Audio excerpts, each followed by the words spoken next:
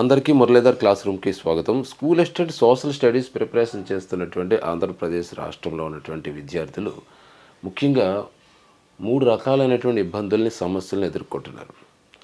అందులో ఒకటి 8వ తరగతి, 9వ తరగతి చదివేటప్పుడు చాలా కష్టంగా ఉంది. మేము వాటిని చదవలేకపోతున్నాం. పైగా ఆ 8వ తరగతిలో 3 పాఠ్య పుస్తకాలు ఉన్నవి, 9వ తరగతిలో 4 పాఠ్య పుస్తకాలు ఉన్నవి. వాటిని మేము చదవలేకపోతున్నాం అనేటువంటి ఒక ఇబ్బంది వాళ్ళకి ఎదురవుతున్నది. అలాగే ఇంటర్ కూడా చదవలసి ఉండటంతో వాళ్ళు ఇంటర్లోకి ఎంటర్ అవ్వగానే అందులో ఇరుక్కుపోయామేమో. ఇంటర్ పుస్తకం చదువుతుంటే మిగతా ఆ రోజంతా సరిపోతుంది. ఇక మరొక 6వ తరగతో లేదా 7వ తరగతో లేదా ఇంకోటో చదవడానికి ఉండట్లేదు. ఒక టాపిక్ అవడానికే సుమారు 3-4 గంటల సమయం పడుతుంది. అంటే ఒక యూనిట్ అవగొట్టడానికి. సో మరి 8 ఇంటర్మీడియట్ పాఠ్య పుస్తకాలు ఉన్నవి. ఆ 8 మధ్యన మేము ఇరుక్కుపోతున్నాం అనేటువంటి ఒక బాధ వాళ్ళలో కనపడుతుంది. ఇక తర్వాత మెథడాలజీ ఏమో ముందుకు సాగట్లేదు. చాలామంది విద్యార్థుల్లో అంటే ఎన్నో సందర్భాల్లో నేను చెబుతున్నాను, స్కూల్ అసిస్టెంట్ సోషల్ స్టడీస్లో కంటెంట్ ఎంత కీలకమో దానికి రెట్టింపు కీలకం మెథడాలజీ. కారణం ఏంటంటే దానికి ఉండేటువంటి మార్కులు వెయిటేజీ కూడా అలాగే ఉన్నది. అట్ ద సేమ్ టైం దాన్ని అర్థం చేసుకోవాల్సినటువంటి పరిస్థితి కూడా అలాగే ఉంటుంది. మామూలుగా చదివినా లేదా ఏదో అలా చూసినా అది మనకు అర్థం కాదు. పైగా ఇప్పుడు ప్రిపరేషన్ చేస్తున్నటువంటి అభ్యర్థులు ఎక్కువ శాతం మంది ఇంటి దగ్గర కూర్చొని బీఈడీ చేసిన వాళ్ళే. మెథడాలజీ మీద ఎటువంటి అవగాహన లేకుండానే బీఈడీ పూర్తయిపోయినటువంటి వాళ్ళే ఎక్కువ మంది ఉన్నారు. సో వాళ్ళు ఈ మెథడాలజీ చదివేటప్పుడు అదొక గందరగోళంగా అనిపిస్తూ ఉంటుంది. అందులో ఉన్నటువంటి పదాలు కానీ, అందులో ఉన్నటువంటి వివరణ కానీ వాళ్ళకి అర్థమైసావు. దీంతో వాళ్ళు మెథడాలజీ పట్టుకునేటప్పటికి చాలా ఇబ్బందులకు గురవుతున్నారు. సో ఇవన్నీ కూడా ఈ సమయంలో ఉన్నటువంటి సమస్యలు. దీంతో పాటుగా సమయం సరిపోవట్లేదు, తక్కువ సమయం ఉంది, ఏదైనా కొంచెం అటు ఇటు అవుతుందేమో అని ఒక ఆశతో ఉన్నటువంటి విద్యార్థులు అలా అటు ఇటు అవుతుందని ఉద్దేశంతో చదవటం మానేసి ఏదో జరుగుతుంది అనే ఉద్దేశంతో ఉన్నటువంటి వాళ్ళకి ఈ రకమైనటువంటి సమస్యలు ఇప్పుడు ఎదురవుతున్నాయి. ఇప్పుడు school assistant social studies preparation చేసుకునే వాళ్ళ పరిస్థితి ఎందుకు ఇలాగైపోయింది అనేది మనం విశ్లేషణ చేసుకుంటే, అంటే దీంట్లో మనం పోస్టులు తక్కువగా ఉండటం, లేకపోతే అసలు పోస్టులే లేకపోవటం, ఇవన్నీ అయిపోయినాయి. ఇంకా వాటి గురించి కాదు, చదివే వాళ్ళ పరిస్థితి ఎలా ఉందనే దాని మీద మనం డిస్కస్ చేస్తున్నాం. ఇక్కడ చదివే వాళ్ళ పరిస్థితి చూస్తుంటే ఇటువంటి సమస్యలు ఎదురవుతున్నాయి. 8-9 తరగతులు చదవలేకపోవడం, ఇంటర్లు చదవలేకపోవడం, అలాగే మెథడాలజీ అసలు ముందుకు వెళ్ళకపోవడం అనేటువంటి సమస్యలతో వాళ్ళు సతమతం అవుతున్నారు. అసలు ఎందుకు ఇలా జరిగింది అనేది ఒక్కసారి మనం చూసుకుంటే, అందులో మొట్టమొదటి విషయం ఏంటంటే వాళ్ళు పక్కన పెట్టడం. అంటే డిఎస్సి అనేటువంటిది చదవకుండా లేదా ఇంకో కాంపిటేటివ్ ఎగ్జామ్స్కో వెళ్ళటం, లేదా ఆ పుస్తకాలను పక్కన పడేసి ఇతరత్ర అంశాలకు వెళ్ళిపోవడంతో ఈరోజు వాళ్ళకి ఈ పరిస్థితి ఎదురైంది. ఇక తర్వాత దాటవేత ధోరణి. అంటే చదువుదాంలే అంటే సాధారణంగా ఈ తెలుగు ప్రజల్లో ఉండేటువంటి ఒక లక్షణం ఏంటంటే వాయిదా లేదా దాటవేత. వచ్చిన తర్వాత చూద్దాంలే, పడిన తర్వాత చూద్దాంలే, ఇలాంటి దాటవేత ధోరణి వల్ల ఈరోజు వాళ్ళు ఇటువంటి సమస్యని ఎదురవుతున్నారు. ఎందుకంటే ఒకేసారి ఉపద్రవం వస్తుంది, ఎగ్జామ్కి అలాగే నోటిఫికేషన్కి సమయం ఉండదు అని చెప్పినా కూడా దాటవేత ధోరణితో చాలామంది విద్యార్థులు, చాలామంది అంటే 90% మంది విద్యార్థులు ఇదే రకమైనటువంటి పరిస్థితుల్లో ఉన్నారు. వాళ్ళందరూ కూడా ఈరోజు ఈ సమస్యను ఎదుర్కొంటున్నారు. ఇక తర్వాత పని చేయనటువంటి హితోక్తులు. అంటే ఎవరైనా ఒక డిఎస్సి ఉంటుంది, శుభ్రంగా చదవంటారా బాబు మీరు అని చెప్పినా కూడా, ఒకరిద్దరు అంటే నాలాంటి వాళ్ళు చెప్పినా కూడా అవి పని చేయలేదు. ఎందుకంటే 98% ఉండదు, మూసేసుకోవచ్చు అని చెబుతున్నప్పుడు ఎవరో ఒకరిద్దరు ఉంటుందిలే, మీరు మీ పని మీరు కానివ్వండి, ఎలక్షన్ సమయానికైనా ఏదోటి వస్తుందిలే అని చెప్పినా కూడా అవి చెవికి ఎక్కించుకోలేదు. కారణం ఏంటంటే అది వాళ్ళ తప్పేగా. ఎందుకంటే ఈ మెజారిటీ ఎటువంటి అటు వెళ్ళిపోతుంటాం మనం. 99% మంది డిఎస్సి ఉండదులే అనేటువంటి చెప్పడం, ఇక పోస్టులు ఉండవని చెప్పడం, లేకపోతే ఇంకో కారణం అలా చెప్పడంతో ఆ ఫ్లేవర్లోకి వెళ్ళిపోయి ఎవరో ఒక 4 వాళ్ళు ఇంకొకరు ఉంటుందిలే, చదువుకోండి, మీరు శుభ్రంగా మీ పని చేసుకుంటూ పుస్తకాలు తీసుకోండి, రోజుకు 4-5 గంటలు చదవండి, లేదా 6-7 గంటలు చదవండి, వదలొద్దు, తర్వాతైనా ఉంటుంది, ఉండకుండా ఉండదు కదా, మీరు అలా ఉండండి అని చెప్పినటువంటి మాటలు కానీ అవన్నీ కూడా ఇవి వాళ్ళకి బుర్రకు ఎక్కించుకోలేదు. ఈరోజు ఈ పరిస్థితి రావడానికి అదొక ప్రధానమైనటువంటి ఘట్టం అనమాట. ఎందుకంటే కొండలాగా సిలబస్ ఉంటుంది డిఎస్సి. మీరు డిఎస్సి నోటిఫికేషన్ కోసం ఆలోచిస్తున్నారు. మీరు ఆలోచించవలసింది అది కాదు. డిఎస్సికి సంబంధించి సిలబస్ మనం కంప్లీట్ చేసామా, కంప్లీట్ చేసి ఎంత బాగా మనం అందులో పర్సంటేజ్ మనం మార్కులు స్కోర్ చేయగలుగుతాం, ఇది ఆలోచించుకోవాలని చెప్పినా కూడా నోటిఫికేషన్ ఉన్నప్పుడు మనం చదవటం ఎందుకు ఇలా అనుకున్నారు. దాంతో ఈరోజు వాళ్ళకి పరిస్థితి వచ్చింది. ఇది వాళ్ళ వ్యక్తిగతమైనటువంటి ఇబ్బందులు. ఇక మిగతా ఇబ్బందులు చూసుకుంటే ఇటువంటి పరిస్థితి రావడానికి అందులో ఒకటి కొత్త అంశాలు ఎక్కువగా ఉండటం. ఇప్పుడు మన 8వ తరగతి 9వ తరగతి పాఠ్యపుస్తకాలు మనం తీసుకుంటుంటే అందులో ఒక 55% కొంచెం పాత అంశాలు మనకు కనిపిస్తూ ఉన్నా అక్కడక్కడ. ఇంకా మిగతాదంతా కూడా కొత్త టాపిక్స్, కొత్త అంశాలు, కొత్త కొత్త విధానాలు, కొత్త కొత్త పద్ధతులు అన్నీ కూడా మనకి 8, 9 తరగతుల్లో కనిపిస్తూ ఉన్నవి. పైగా ఈ తక్కువ సమయంలో దాన్ని ఆ కొత్త అంశాలని నేర్చుకోవడం అనేటువంటిది ఇబ్బంది వచ్చేటువంటి పరిస్థితి వాళ్ళకి కనిపిస్తూ ఉన్నది. అలాగే మరొకటి విషయం కన్ఫ్యూజ్గా ఉండటం. మీరు 8వ తరగతి పాఠ్యపుస్తకాలు తీసుకున్నా, 9వ తరగతి పాఠ్యపుస్తకాలు తీసుకున్నా మనకు సమస్య ఎక్కడ వస్తుందంటే ఆ యూనిట్ లేదా ఆ టాపిక్ మనం చదువుతున్నప్పుడు మనకు అర్థమైతే బాగానే ఉంటుంది, అది అర్థం కాదు. ఎందుకు అర్థం కావట్లేదంటే కన్ఫ్యూజ్గా ఉంటుంది. ఒక పేజీ మనం తీసుకుంటే ఒకడు విషయం ఇస్తాడు, మళ్ళీ కట్ చేసి ఈ పక్కన ఒక స్టోరీ బోర్డ్ ఇస్తాడు, దానికి లింక్ అంటాడు, మళ్ళీ ఇక్కడి నుంచి మళ్ళీ ఇంకో చోటకి వెళ్తూ ఉంటుంది. దాంతో ఏమవుతుందంటే మనం చదివినటువంటి లేదా మనకు తెలిసినటువంటి విషయమైనా కూడా ఏందిరా బాబు ఇది, అసలు ఏమి చెప్తున్నాడు, ఏముందిరా ఇందులో చదవడానికి, అసలు ఈ మాదిరి ఉంది ఏందిరా బాబు అన్నట్టుగా మనం ఫీల్ అయిపోతూ వాటిని పక్కన పెట్టేస్తూ అస్సలు అమ్మ బాబో ఏందిరా ఇదే అన్నటువంటి పరిస్థితి వచ్చేసింది ఈరోజు పిల్లలకి. కారణం ఏంటంటే విషయం అలా ఉంది కాబట్టి. రెండోది ఈ సమయంలో దాన్ని చదవటం కాస్త చిరాకు అనిపిస్తుంది. ఏముందో విషయం అనేటువంటి తెలియకపోవడం కూడా ఇక్కడ మనకు కన్ఫ్యూజ్గా గురవుతున్నాం. మనకి 9వ తరగతిలో సుస్థిరత అభివృద్ధి పాఠం తీసుకున్నాం, లేకపోతే ఎకనామిక్స్లో కొన్ని టాపిక్స్ తీసుకున్నా, అలాగే హిస్టరీలో మన ఫ్రెంచ్ రివల్యూషన్ తీసుకున్నా, లేకపోతే హిట్లర్కి సంబంధించిన అంశాలు తీసుకున్నా, ఇంకోటి తీసుకున్నా, అసలు ఏంటో అక్కడ ఏముందో కూడా తెలియనటువంటి పరిస్థితి. ఫ్రెంచ్ విప్లవం గురించి చక్కగా మనకి పూర్వం టెక్స్ట్ బుక్లో లేదా ఇంటర్మీడియట్లో నీట్గా స్టెప్ బై స్టెప్ ఎలా వెళ్ళింది అనేది ఉంటుంది. ఇక్కడ అలా కాదు. చివరి స్టెప్ మొదటికి వస్తుంది, మొదటి స్టెప్ చివరికి వస్తుంది, మధ్యలో ఇంకో చివరికి వెళ్తుంది, ఏంటో కింద ఉంటుంది. అలాగే నాజీయిజానికి సంబంధించిన అంశాలు కూడా అదే మాదిరిగా ఉంటాయి. అంటే ఇక్కడ మనం విషయాన్ని ఇప్పుడు ఫ్రెష్గా చదివిన వాళ్ళు కానీ, లేకపోతే ప్రీవియస్ నాలెడ్జ్తో ఇప్పుడు చదువుతున్న వాళ్ళకి గందరగోళంగా అనిపిస్తూ ఉంటుంది వాళ్ళకి. ఇక తర్వాత సమాచారం ఎక్కువగా ఉండటం మనకి చాలా ఇబ్బందికరంగా ఉన్నది. 8వ తరగతి 9వ తరగతి పాఠ్యపుస్తకాలు మనం చూసుకున్నప్పుడు విస్తృతమైనటువంటి సమాచారం ఉంటుంది. 9వ తరగతి మీరు ఎకనామిక్స్ తీసుకోండి, అంతా డేటా అంతా ఎంతో సమాచారం అక్కడ కనిపిస్తూ ఉంటుంది. ఎన్ని సంవత్సరాలు, ఎన్ని పర్సెంటేజ్లు, ఎన్ని ఉత్పత్తులు, అబ్బబ్బా ఎన్ని ఏందిరా బాబు ఈ సమాచారం అంతా ఉంటుంది. అలాగే జాగ్రఫీ తీసుకున్న సమాచారం ఎక్కువగా ఉన్నది.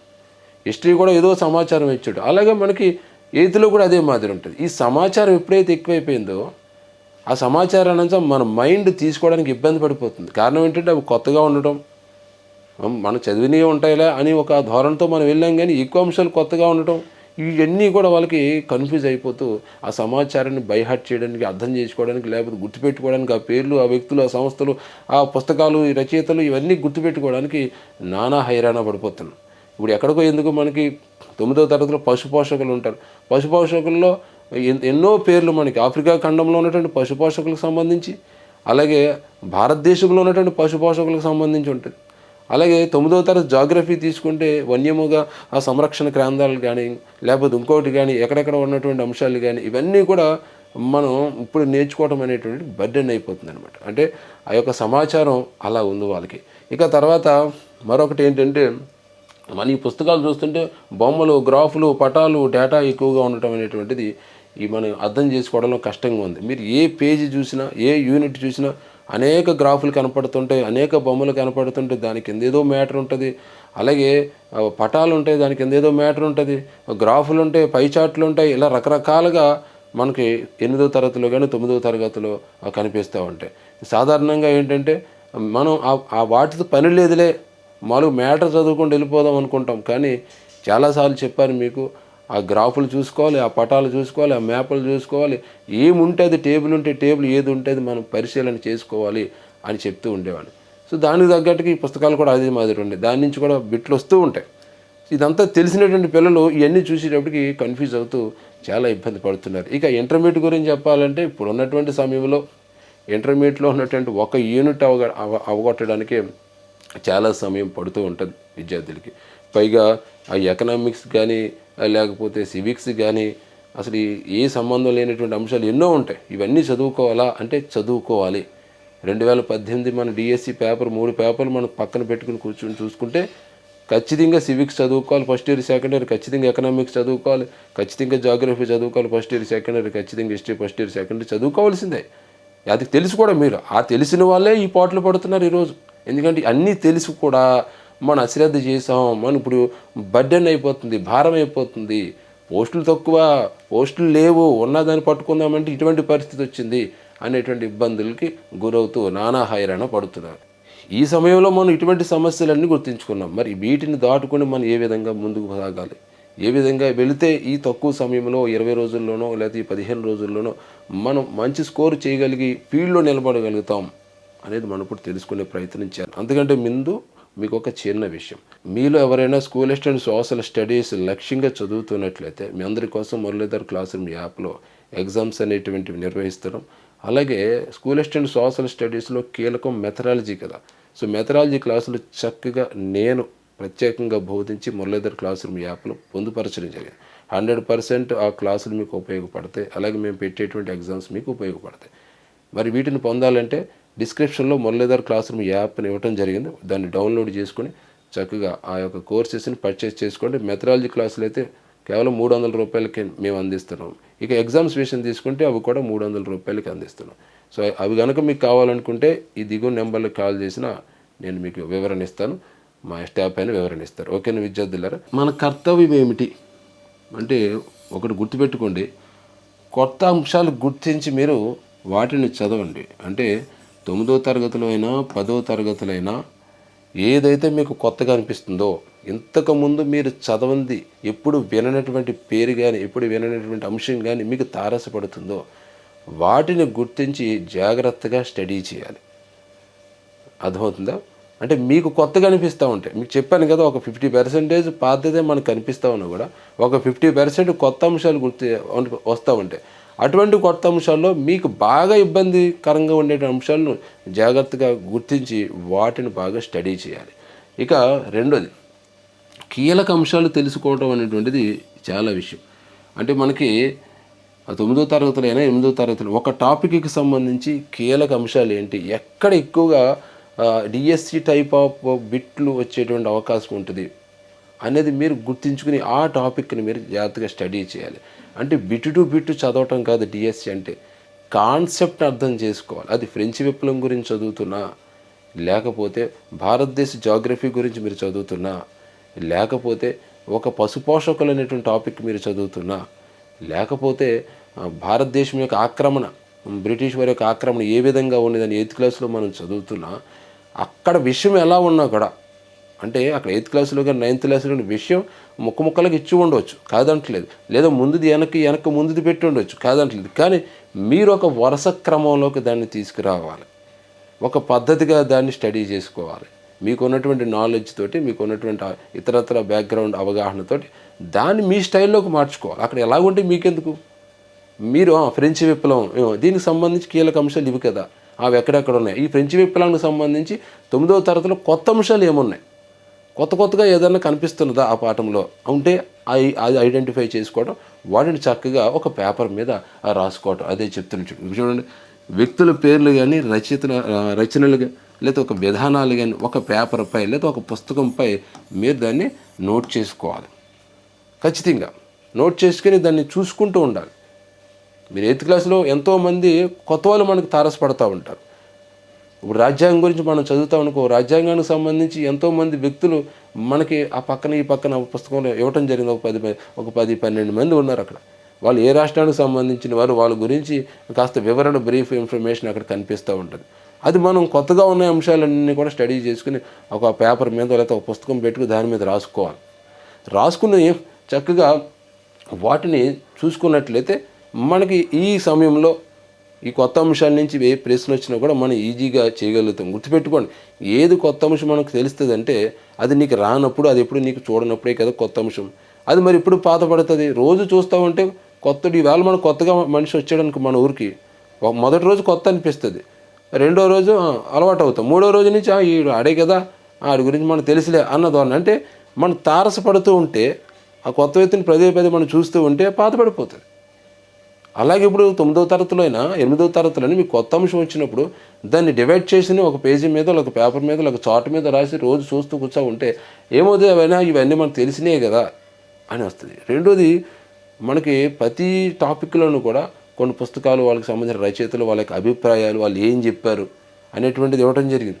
కొన్ని చోట్ల 8వ తరగతులు అయితే కొన్ని చోట్ల మనకి ఒక భక్తి ఉద్యమంకి సంబంధించి కానీ, లేకపోతే కబీర్ గురించి కానీ, గురునానక్ గురించి కానీ, ఇంకోటి కానీ, ఇలాగా వాళ్ళకి సంబంధించి వాళ్ళు ఏం చెప్పారనేది కూడా మనం స్టడీ చేసుకోవాలి. ఇప్పుడు హిట్లర్కి మహాత్మా గాంధీ లేఖలు రాశాడు, ఒక 2 లేఖలు. ఒక లేఖ అయితే మనం గతంలో చదువుకున్నాం, ఇంకో లేఖ కూడా ఉన్నది. ఆ లేఖలో ఏమున్నది కూడా మనం స్టడీ చేసుకోవాలి. అంటే కొత్త అంశాలు, కొత్త వ్యక్తుల పేర్లు, అలాగే స్టోరీ బులెటిన్లో ఏదో ఒక పుస్తకంలోంచి ఒక టాపిక్ ఇచ్చి పలానా వ్యక్తి ఇలా చెప్పడం జరిగింది అని చెప్పి ఆ వ్యక్తి పేరు, అతను రాసినటువంటి పుస్తకం పేరు కింద ఇస్తాడు. అది మనం ఐడెంటిఫై చేసుకోవాలి. రైట్, ఇతని పుస్తకం రాశాడు అనేది కూడా మనం తెలుసుకోవాలి. అలా కొత్తగా ఉన్నటువంటివి, అంటే గతంలో మనం 10వ తరగతి పాఠ్యపుస్తకంలో, ఇప్పుడు ఉన్నటువంటి పాఠ్యపుస్తకంలో మనం అటువంటి చూసాం. మనం ఇప్పుడు హిస్టరీలో మనం ప్రపంచ యుద్ధాల గురించి చదువుతున్నప్పుడు అక్కడ మనకి కొన్ని పుస్తకాల పేర్లు, కొంతమంది వ్యక్తుల పేర్లు మనకి స్టోరీ బోర్డులో కనిపెడుతూ ఉంటాయి. కాస్త ఇప్పుడు ఏమైందంటే అవి కాస్త ఎక్కువైపోయినాయి. మనకి 9వ తరగతిలో, 10వ తరగతిలో, మనకి 8వ తరగతిలో కాస్త ఎక్కువైనాయి. వాటిని మనం జాగ్రత్తగా గుర్తించుకుని వాటిని మాత్రం ఒక పుస్తకంలోనో, ఒక పేజీలోనో, ఒక చార్ట్లోనో రాసుకుని చూసుకుంటుంటే అంశాలు పాతపడిపోతాయి, ఖచ్చితంగా పాతపడిపోతాయి. అలా చేయండి. ఇక తర్వాత డేటాలో లేటెస్ట్ చూడండి. మనకి 8వ తరగతిలో అయినా 9వ తరగతిలో అయినా అక్కడ డేటా ఇచ్చాడు. ఆ డేటా ఖచ్చితంగా లేటెస్టే ఉన్నది. అంటే 2020 వరకు, 2021 వరకు కూడా మనకి ఎకనామిక్స్లో మనకి అంశాలు కనిపిస్తున్నాయి. మీరు ఈ పాటికి ఎగ్జామ్ రాసుంటారు, ఎకనామిక్స్ 9వ తరగతి ఎకనామిక్స్ నేను పెట్టింది. ఈ పాటికి మీకు సినిమా అర్థమై ఉంటుంది. అంటే డేటాలో మనం లేటెస్ట్ చూసుకోవాలి, at the same time starting కూడా చూసుకోవాలి. ఇప్పుడు జనాభా గురించి స్టార్టింగ్ చూసుకుంటాం, లేటెస్ట్ చూసుకుంటాం. అలాగే ఒక డేటాని ఇచ్చినప్పుడు ఒక గ్రాఫ్ రూపంలోనో, లేదా ఒక టేబుల్ రూపంలోనో, ఒక పై చార్ట్ రూపంలోనో ఇచ్చినప్పుడు ఎక్కడో ఒక చోట ఒక కీలకమైనటువంటి మలుపు మీకు కనిపిస్తూ ఉంటుంది. ఇప్పుడు జనాభా పెరుగుదలలో 21లో 1921లో కొంచెం తగ్గింది అనేటువంటి పాయింట్ మనకి ఐడెంటిఫై చేయాలి. అలాగే వేగవంతమైనటువంటి పెరుగుదల ఎక్కడ ఉంది. ఇప్పుడు ఆహార ధాన్యాల ఉత్పత్తిలో వేగవంతమైన పెరుగుదల ఏ దశాబ్దంలో మనకి ఎదురైందని గ్రాఫ్ చూసినప్పుడు కానీ, ఆ డేటా అనాలిజ్ చేసినప్పుడు అటువంటివి కూడా మీరు మనం గుర్తించుకొని రైట్, ఇక్కడ తేడా ఉంది. ఆ తేడాకు సంబంధించిన డేట్స్, అక్కడ ఎందుకు వచ్చింది అనేటువంటి విషయం కూడా మీరు అక్కడ ఐడెంటిఫై చేసుకోవాలి విద్యార్థులారు. ఇలాగా డేటాని మీరు లేటెస్ట్ చూసుకుంటూ దాన్ని అనాలిజ్ చేసుకుంటూ కీలకమైన అంశాలను గుర్తించి అవన్నీ కూడా ఒక చోట రాసుకోవాలి. ఇక తర్వాత మీరు రాసినటువంటి సమాచారం ఏదైతే ఉన్నదో దాన్ని రికార్డ్ చేయండి. అంటే రికార్డ్ చేయడం అంటే ఇప్పుడు అందరి దగ్గర స్మార్ట్ ఫోన్లు ఉంటాయి, అందరి దగ్గర సెల్ ఫోన్లు ఉంటాయి. చక్కగా మీరు ఒక పేపర్ మీద అంశాలు రాస్తారు, లేదా ఒక పుస్తకంలో ఒక 10 పేజీల మ్యాటరో లేకపోతే 5-6 పేజీల మ్యాటర్ రాస్తారు. అన్నీ రాయకండి. చెప్పాను కదా, మీకు కొత్తది, మీకు అది రావట్లేదు అనేటువంటిది మీరు ఖచ్చితంగా రాసుకోవాలి. రాసుకున్నప్పుడు ఏం చేయాలి, చక్కగా ఎదురు పెట్టుకుని మీరు చదివేయండి. దాన్ని రికార్డింగ్ మోడ్ ఆన్ చేసుకుని సెల్ ఫోన్లో మీరు చదివేసి మీరు ఖాళీగా ఉన్నప్పుడు దాన్ని వినండి. అంటే ఆడియో వినటం ద్వారా మనకి ఆ పదాలు పరిచయం అవుతూ ఉంటాయి. ఇప్పుడు ఒక సినిమా పాట ఉందనుకోండి, కొత్తగా ఏదైనా సినిమా పాట వచ్చిందనుకో, ఫస్ట్ మనకు అర్థం కాదు. వినగా రాగా మతి సయించిన అనగా ఏదో అన్నట్టుగా ఇప్పుడు ఏమవుతుందంటే అది మీరు వినగా అవన్నీ మీకు అలవాటైపోతాయి. అంతమాను చదవలేం కదా, పడుకునేటప్పుడు లేకపోతే ఇంకో సందర్భంలోనో, లేదా పని చేసుకునేటప్పుడు ఆడియోలో మీరు మాట్లాడుకున్నటువంటి అంశాలన్నీ ఒకనెట్టుకుని మీరు ఆ భోజనం చేసేటప్పుడు లేదా ఇంకోటి చేసేటప్పుడు వినండి, లేదా ఏదైనా ప్రయాణం చేస్తున్నప్పుడు వినండి. వినేటప్పటికి ఆ అంశాలు అలా మిమ్మల్ని తిప్పుతూ ఉంటాయన్నమాట మీ మైండ్లో. అప్పుడు కొత్త అంశం అనేది ఏది ఉండదు. ఇంకా ఇప్పుడు 8వ తరగతి, 9వ తరగతి, 10వ తరగతిలో అన్ని అంశాలు కూడా మనకు పాతపడిపోతాయి. ఎందుకంటే మనం పదే వాటిని వింటున్నాం, పదే మనం చూస్తున్నాం కాబట్టి అంశాలన్నీ పాతపడిపోతాయి. సో పాత అంశాలు అలాగే మనకు వచ్చు, కొత్త అంశాలు ఆల్రెడీ మనం నేర్చేసుకున్నాం. ఇంక భయం ఏంటి? ఎప్పుడు కూడా గుర్తుపెట్టుకోండి, మనం ఏదైనా సరే ఉన్న సమయంలో చదువుకోవాలంటే విపరీతంగా దాని పట్ల మనం తపన పడాలి.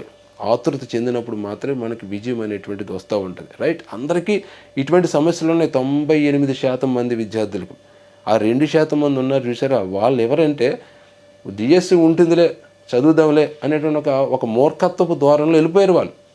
వాళ్ళ యొక్క మూర్ఖత్వమో లేకపోతే వాళ్ళ ముందు చూపో లేకపోతే అది తప్ప నాకు ఇంకోటి మార్గం లేదని వాళ్ళు అనుకున్నారో మొత్తానికి ఈరోజు వాళ్ళు సేఫ్ జోన్ ఉన్నారు, కాదంటలేదు. కానీ వాళ్ళు ఎంత 2% కదా, మనం ఇంకా పోస్టులు ఉన్నాయి కదా, మరి వాళ్ళకి ఆ పోస్టులు ఇచ్చేద్దాం, వాళ్ళు మనం గౌరవించుకుందాం. కానీ మిగతా పోస్టులు మనం పట్టుకోవాలి కదా. టాప్లో ఒక 10 పోస్టులు ఉన్నాయనుకుందాం, లేకపోతే ఒక 4 పోస్టులు ఉన్నాయనుకో, 2 పోస్టులు వాళ్ళకి ఇచ్చేద్దాం, మిగతా 2 పోస్టులు మనం కొట్టాలి కదా. మనం కొట్టాలంటే ఖచ్చితంగా ఈ 98% మంది కూడా ఇటువంటివి తెలుసుకుని ఆచరిస్తూ ఆందోళన చెందకుండా ముందుకు సాగినప్పుడే మనకు విజయం అనేటువంటిది వస్తుంది. ప్రశాంతత, మానసిక ప్రశాంతత అనేటువంటిది ఎంత బాగా ఉంటే అది మనం బాగా చదవగలుగుతాం. ఒత్తిడి ఉండాలి, ఈ సమయంలో ఒత్తిడి ఉంటేనే మనం ముందుకు సాగుతాం విద్యార్థులు. కానీ ఒత్తిడిని ఎంజాయ్ చేయండి. రైట్, నేను చదువుతాను, నేను చదివి తీరుతాను. నేను ఒక్కడనే కాదు, ఇటువంటి సమస్యలతో వేలాది మంది ఉన్నారు కదా. నేను మాత్రం వదలను, నేను చదువుతాను. వాళ్ళకంటే ఒక్క మార్కు, ఒక్క బిట్ను చేయగలిగితే చాలు, నాకు ఖచ్చితంగా ఉద్యోగం వస్తుంది అనేటువంటి ఒక నమ్మకంతో వెళ్తే ఎటువంటి సమస్యనైనా మనం ఈజీగా ఫేస్ చేయగలుగుతాం. School assistant social studies preparation చేసే వాళ్ళకి ఈ సమయంలో ఎదురవుతున్నటువంటి సమస్యల గురించి నేను చెప్పినటువంటి వివరణ మీకు కనుక నచ్చినట్లయితే, ఇటువంటి సమస్య మీరు ఫేస్ చేస్తూ ఉన్నట్లయితే మీ యొక్క అభిప్రాయాన్ని తప్పనిసరిగా కామెంట్ చేయండి. ఇంకేదైనా సమస్యలు ఉంటే చెప్పండి. ఈ సమయంలో మనం అందరం కలిసి ఒక మంచి ప్రయత్నం చేసి మంచి స్థితిలోకి వచ్చే ప్రయత్నం చేద్దాం విద్యార్థులారా.